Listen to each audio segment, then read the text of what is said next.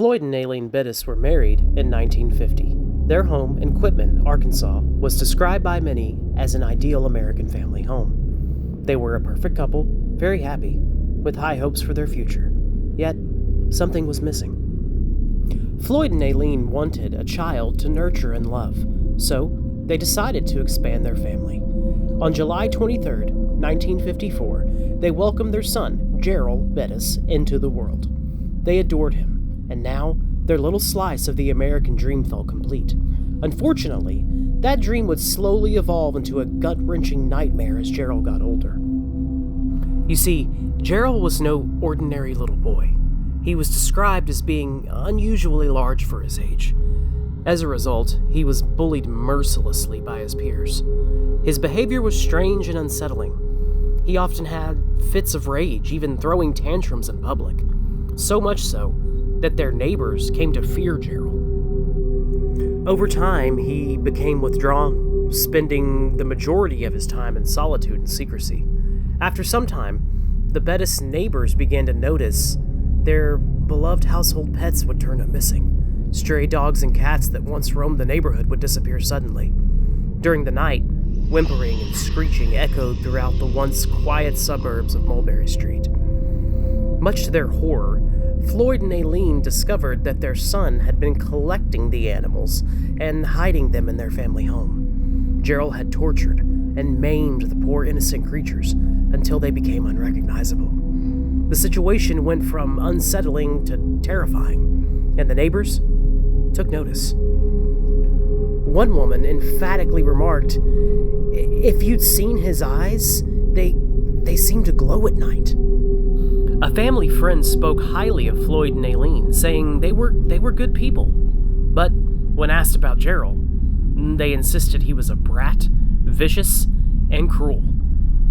Floyd and Aileen were both heartbroken and horrified of their own son. Their dream of raising a loving family came crashing down. Yet, they still loved Jarrell and believed he could be saved. However, much to their dismay, Jarrell grew bored of his animal victims and turned his sadistic attention toward his own parents. Their quaint family home on Mulberry Street was soon to become a house of horrors that neither Floyd or Aileen would ever escape. Jarrell confined his parents to their attic. He treated them as unwanted strays, only feeding them when he felt they deserved it. Jarrell continued to terrorize his parents, and allegedly threw his father out of a second-story window. Floyd ultimately lost his life in 1981. Rumors circulated claiming that Jarrell was responsible for his father's untimely demise. Floyd's tragic fate was said to be caused by pneumonia. It was also said that the downtrodden father simply gave way to a broken heart. But many insist that Jarrell intentionally pushed Floyd down a flight of stairs, or broke his neck. 1 year later, in 1982, the grief-stricken Aileen sought treatment at a local hospital for a broken hip. The townsfolk yet again pointed the blame at Jarrell. A nurse came forward claiming to witness Jarrell severely mistreating his mother. All Floyd and Aileen ever wanted was to have a family. Tragically, their lives had been torn apart by their own son. Yet, Aileen would not give up on her son. She held on to the hope that he could be saved. Sadly, this wish would not be fulfilled. Jarrell became involved in the distribution and abuse of illegal substances in the sunroom of what should have been their family home. He inevitably got arrested in the late 1980s. Surprisingly, not for his abhorrent treatment of Floyd and Aileen, but for the illegal activity he was involved in. Jarrell eventually passed away due to an overdose in May of 1988. He was only 34 years of age. Aileen was laid to rest in 1995 at the age of 81. But the macabre story of the Arkansas Dog Boy, or so he was called, does not end here.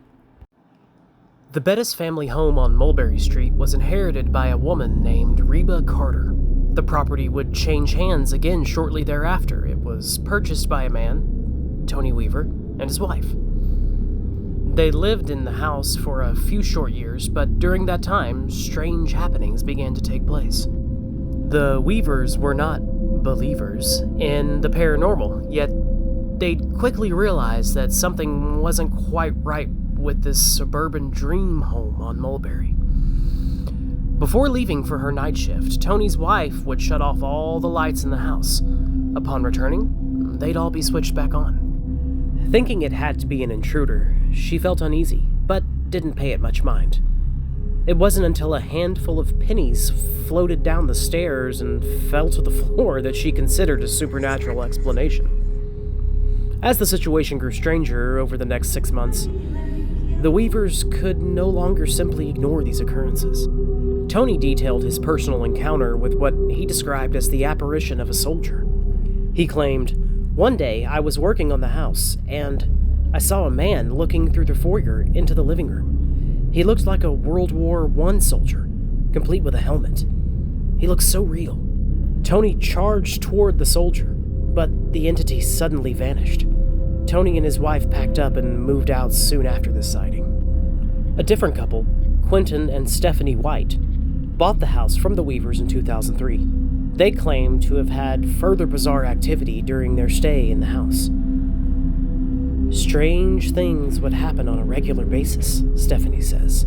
"The commode would flush on its own." This was just the beginning of their haunting on Mulberry Street. Quentin recalled an unsettling encounter of his own. He, much like Tony Weaver, had been working on the house one day. Suddenly, he heard a loud crash from upstairs. Startled, he rushed up to find the source of the commotion. A stack of 2x4s he left on the floor were now suspended straight up in the air. Quentin and Stephanie were shaken and decided to move out, but are still struggling to find a buyer for the house. Between the dark history of the Bettis family and the reported hauntings, potential buyers have been scared away. The White couple are angry and say, quote-unquote, they're tired of taking care of the place. Several individuals have shown up to look at the home, only to be scared away by the uneasy vibe and startling occurrences at the now vacant home. Buyers have reported sunglasses and prescription medications mysteriously going missing. Other odd things, such as chairs reclining on their own and dogs refusing to enter the home, have made potential buyers feel very uneasy.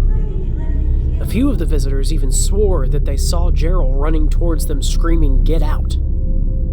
A contractor working on the house would only come at night to avoid dealing with the persistent onlookers hoping to get a glimpse of ghosts. "I'm a rational person," said the contractor. "I don't believe in the paranormal, but since I've been working on that place, I feel very uncomfortable, like someone's watching me." Despite being skeptical, this contractor admitted he had experiences he just could not explain. He claimed to have multiple sightings of spirits while working on the house. He claims, "When I pull up into the driveway of the house at night, I see a man looking down at me, like from another time period." He also claimed to have seen Jarrell several times, along with cold wind down the back of his neck, hearing slamming noises and footsteps throughout the house. The Bettis home still stands vacant on Mulberry Street, but no family remains to call it home. The dark history and purported hauntings are all that remains.